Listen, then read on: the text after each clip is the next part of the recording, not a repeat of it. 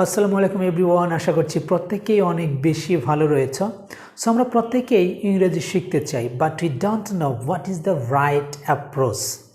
আমরা প্রত্যেকেই ইংরেজি শিখতে চাই, কিন্তু সঠিক পন্থা কি সেটা কিন্তু আমরা জানি না। সো আমরা গত লেসনে শিখেছিলাম what is the right approach.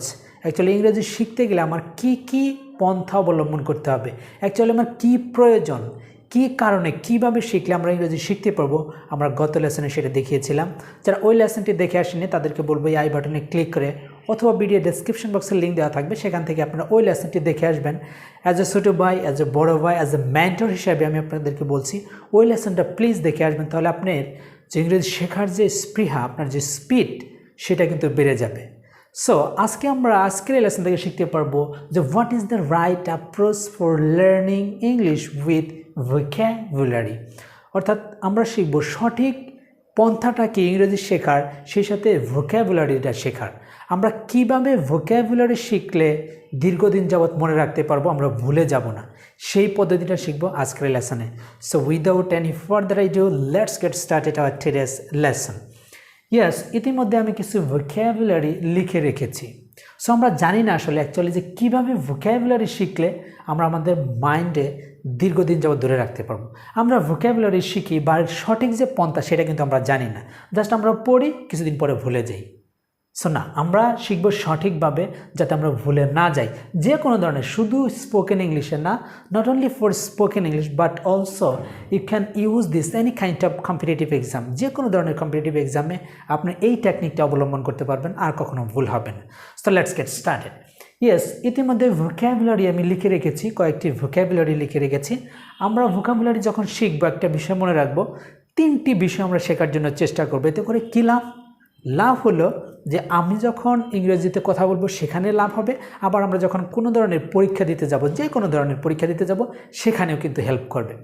So আমরা আজকে 2টি ভোক্যাবুলারি নিয়ে কথা বলবো, কিন্তু এর যে আরও যে ফর্ম রয়েছে 2টি, সেই 2টি ফর্ম দিয়ে মোট 4টি ফর্ম হবে এই 2টি ওয়ার্ডসের, রাইট? সো ওয়ার্ডস 2টি কি? নাম্বার 1, তার আগে বলে নিচ্ছি আমাদের 3টি ফর্ম আমরা কী শিখছি। ভার্ব ফর্ম শিখব, তারপরে ওই ওয়ার্ডটেরই নাউন ফর্ম শিখব, এবং ওই ওয়ার্ডটেরই আবার এক্সাক্টিভ ফর্মটা আমরা শিখব। 3টি করে ফর্ম আমরা শিখব, যাতে করে আমরা ভুলে না যাই। এখন 3টি ফর্ম জানলাম, কিন্তু এখন সঠিক অ্যাপ্রোচটা কী, কীভাবে পড়লে আমরা আসলে একটা ভোক্যাবুলারি মনে রাখবো দীর্ঘদিন যাবত।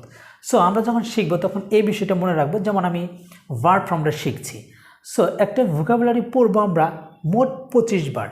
সো 13 বার আমরা ইংরেজি থেকে বাংলা বলবো, আর 12 বার বাংলা থেকে আমরা ইংরেজি বলবো। আমি বোঝাতে পেরেছি মনে হয়। 25 বার আমরা একটি ওয়ার্ডসকে বলবো। 25 বারের মধ্যে 13 বার আমরা ইংরেজি থেকে বাংলা বলবো, আর 12 বার বাংলা থেকে আমরা ইংরেজি বলবো। আমি যেভাবে পড়বো এরকমভাবে আপনারা শিখবেন। যেমন ভার্ব ফর্মটা আমরা শিখছি অ্যাট্রাক্ট, মানে আকর্ষণ করা। আমরা এটা 13 বার বলবো, অ্যাট্রাক্ট আকর্ষণ করা, অ্যাট্রাক্ট আকর্ষণ করা, অ্যাট্রাক্ট আকর্ষণ করা, অ্যাট্রাক্ট আকর্ষণ করা, অ্যাট্রাক্ট আকর্ষণ করা। এবার আমার 13 বার বলা শেষ। এবার আমরা 12 বার বলবো এই আকর্ষণ থেকে, আবার ইংরেজিতে বলবো যে আকর্ষণ করা, অ্যাট্রাক্ট, আকর্ষণ করা, অ্যাট্রাক্ট, আকর্ষণ করা, অ্যাট্রাক্ট, আকর্ষণ করা, অ্যাট্রাক্ট। এইভাবে আমরা যখন পড়বো এই ওয়ার্ডস, আর আপনি কখনো ভুলবেন না, এটা আমি প্রমাণিত। ওকে, তারপরেও আমরা আরও কিছু এর সাথে অ্যাড করবো, যাতে করে আমরা আরও ভুল নাই, আমরা আরও মেক শিওর করবো, যাতে আমরা 100% মনে রাখতে পারি। সো আমরা ভার্ব ফর্মটা শিখলাম, অ্যাট্রাক্ট মানে আকর্ষণ করা, আর আমি যেভাবে দেখালাম ঠিক কীভাবে প্র্যাকটিস করবেন। ওকে, অ্যাট্রাক্ট আকর্ষণ করা, এর নাউন ফর্মটা কি? অ্যাট্রাকশন মানে আকর্ষণ, আর এর এক্সাক্টিভ ফর্মটা কি? অ্যাট্রাকটিভ আকর্ষণীয়। তাহলে কী দাঁড়ালো? অ্যাট্রাক্ট মানে আকর্ষণ করা, অ্যাট্রাকশন আকর্ষণ, অ্যাট্রাকটিভ আকর্ষণীয়। সো এভাবে আমরা শিখে ফেলবো। সো নেক্সট ওয়ার্ড কি? কারেক্ট সংশোধন করা। ঠিক এটাও পূর্বের মতোই, কারেক্ট সংশোধন করা, কারেক্ট সংশোধন করা, কারেক্ট সংশোধন করা, কারেক্ট সংশোধন করা। এবার আমরা বলবো সংশোধন করা, কারেক্ট সংশোধন করা, কারেক্ট সংশোধন করা, কারেক্ট। সেভাবে আমরা 25 বার মোট বলে ফেলবো। ওকে, সো এবার আমি ধরলাম যে আপনি বলে ফেলেছেন। এবার আমরা সম্পূর্ণ প্রসেসটা দেখি। কারেক্ট সংশোধন করা, এর নাউন ফর্ম কারেকশন সংশোধন, অ্যান্ড এক্সাক্টিভ ফর্ম ইজ কারেক্টিভ সংশোধনী। সো এই যে আমি একটা ওয়ার্ডসের আরও 2টি করে ফর্ম জানলাম, অর্থাৎ টোটাল 3টি ফর্ম হলো। এই 3টি ফর্মেরই কিন্তু 3টি ভিন্ন ভিন্ন ব্যবহার রয়েছে, যেই ব্যবহারগুলো আমরা এখন এক্সাম্পলের মাধ্যমে শিখব, যাতে করে আমরা আর কখনো কোনো দিন ভুলে না যাই।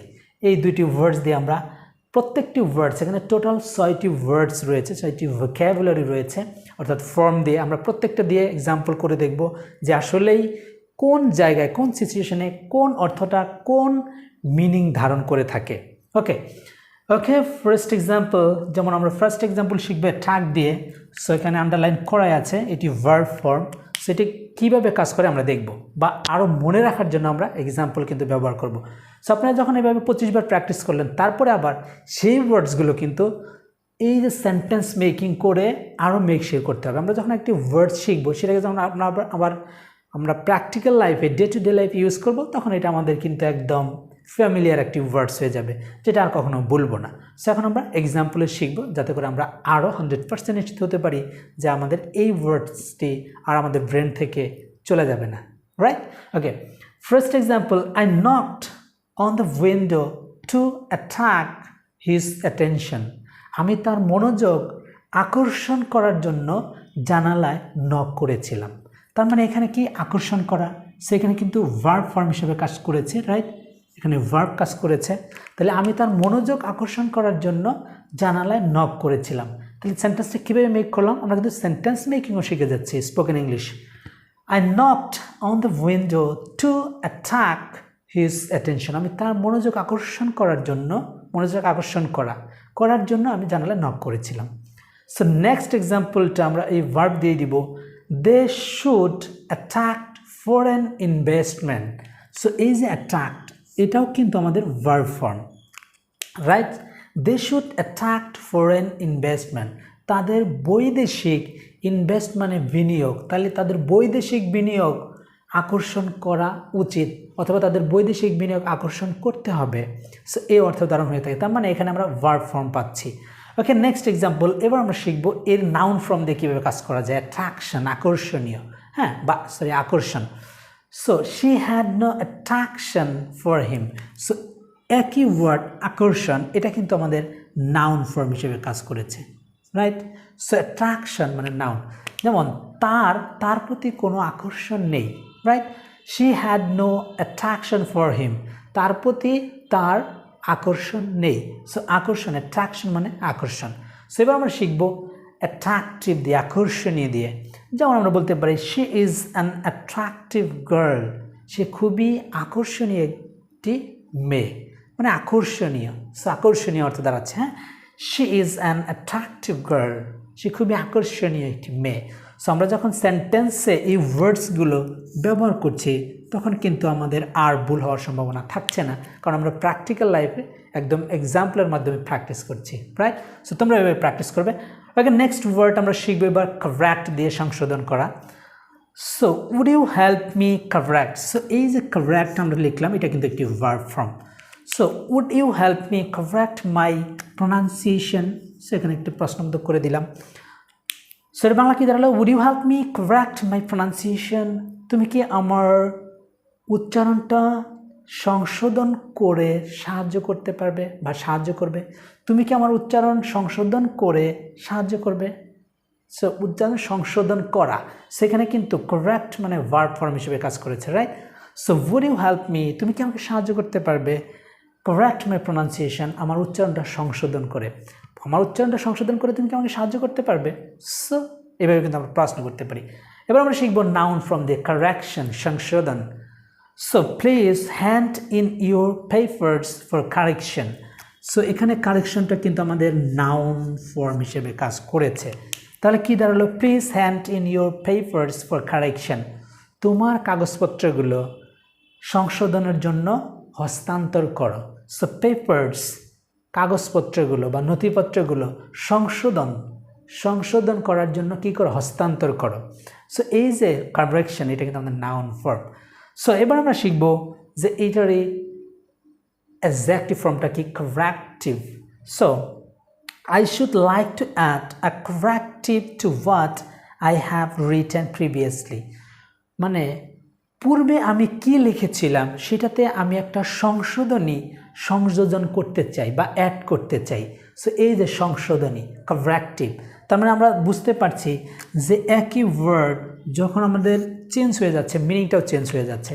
তার মানে আমি পূর্বে যা লিখেছিলাম বা পূর্বে আমি কি লিখেছিলাম সেটাতে একটা সংশোধনী অ্যাড করতে চাই। সো এই যে আমাদের বিভিন্ন জায়গায় বিভিন্ন অর্থ ধারণ করছে জাস্ট এই ফর্মের কারণে, 3টে ফর্মের কারণে। সো আমরা কিন্তু ইতিমধ্যে শিখে গিয়েছি।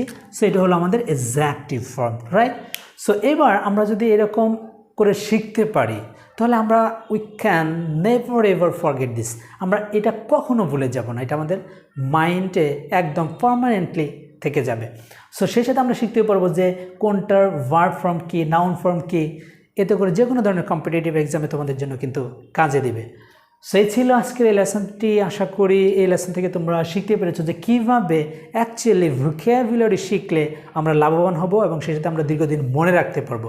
সো তোমাদের সাথে দেখা হবে পরবর্তী কোনো একটি লেসন নিয়ে। সে পর্যন্ত সবাই ভালো থাকবে, সুস্থ থাকবে। টিল দেন, আল্লাহ হাফেজ।